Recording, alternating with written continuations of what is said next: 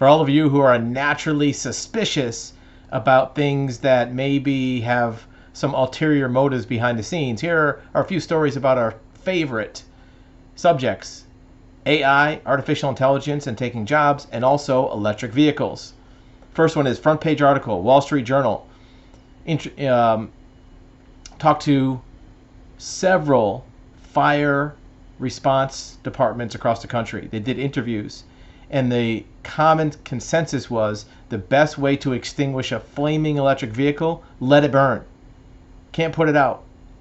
They say that most electric vehicles take 20,000 gallons of water to extinguish an electric vehicle battery fire, so there's no point in trying. Just let it burn. In fact, there was a story of an electric vehicle that fell into a lake and caught on fire in the lake.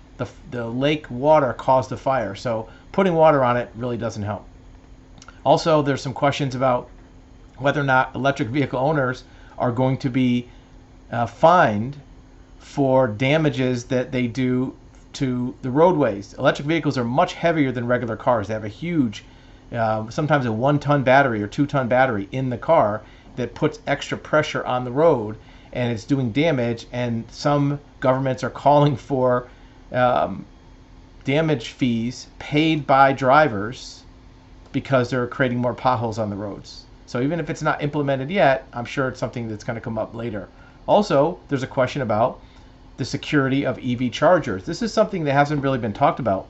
Electric vehicle chargers are a tech device. It's like a computer. It's not just a wall plug, dumb plug that goes into your electric system.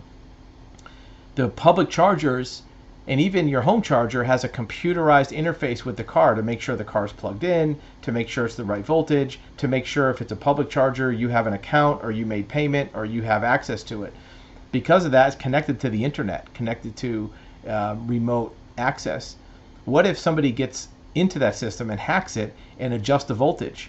This article talks about security concerns where somebody can crank up the voltage to burn up your car, or to gather information, or to short circuit the device. So these security concerns haven't really been baked into this network, and cybersecurity and cyber defense is an issue that they're talking about. I'm sure we'll hear more about that in the future. What about artificial intelligence? A lot of scientists are starting to say that artificial intelligence is eroding cognitive abilities, meaning that it's making us stupid. Now, that may be like a logical conclusion. Even cell phones can be thought of doing logical erosion of thought. But it was seen as immune to obsolescence, but AI is challenging the exclusivity of human thinking by blurring the boundaries of who's thinking, you or the computer. So let's look back 10 years from now to see if we're stupider because of AI. I bet we will be. Some other scientists are saying AI is a beast that needs to be tamed, that it's not going to do well for human development. AI could rewrite the future. I'm not sure if this is going into the thought process. Last but not least, AI is taking over jobs, but the way that companies are starting to deal with it is not by laying off people or firing them because it's too conspicuous. They're hoping people quit because the job is too miserable, or the job isn't fun, or doesn't pay as well, or AI is taking over some of the tasks. The bosses of these companies are finding out people aren't quitting fast enough. They're making the jobs miserable, but people are still staying because they're getting a free paycheck, and they're doing quiet quitting or just kind of, putting in the minimum effort.